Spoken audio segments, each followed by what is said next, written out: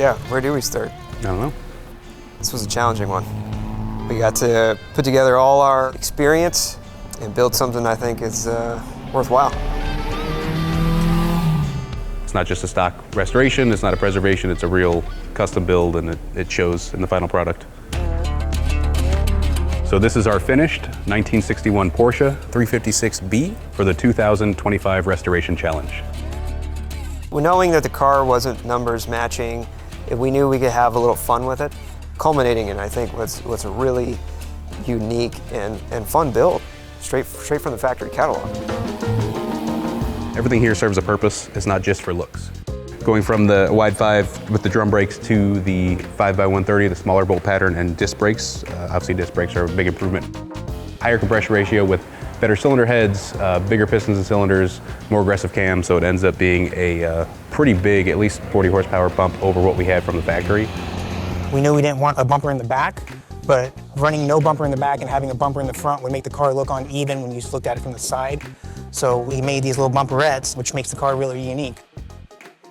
We were able to maintain the original engine case, transmission housing, a lot of the gears and shafts were still good. You know, we wanted to build the car in honor of our friend, Chad McQueen, and the hot rod history that his family has brought to the Porsche brand.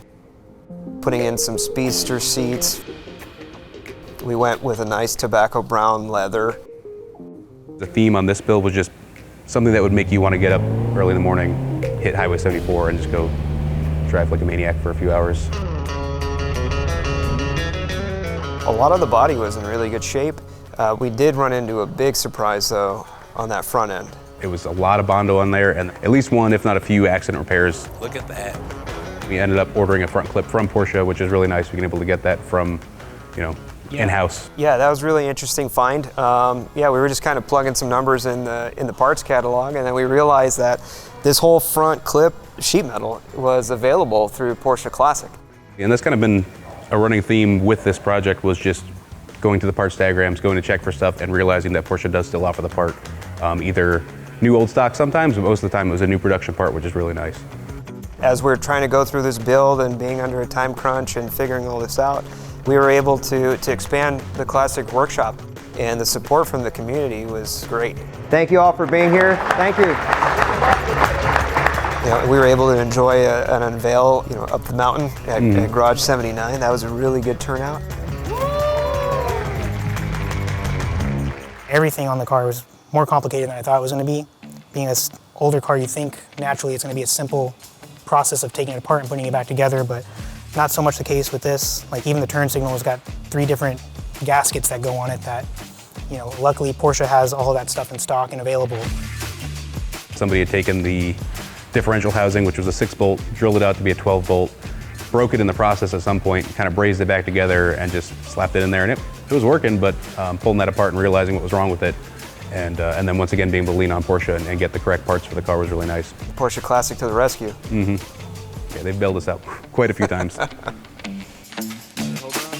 think we kind of forget that a lot of these cars were handmade.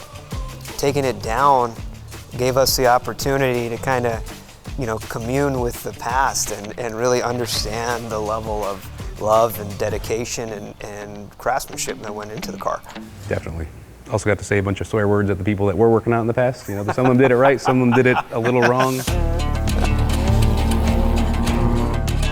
After all these years, taking something apart like this, and being able to put together a build like this that's still reliable, it's just an incredible feeling. I think it's something special about keeping something on the road, especially something that's been neglected. And as the cars get older, that becomes even more rewarding. It's the sight of how it stands, how it looks, the sound, how it sounds that with its new exhaust and the bigger engine and more power, and even the smell. It's got race gas in it, and it smells different than anything else that's going to be driving around. So we've covered everything and turned every bolt and tightened every nut. Yeah, it's fun.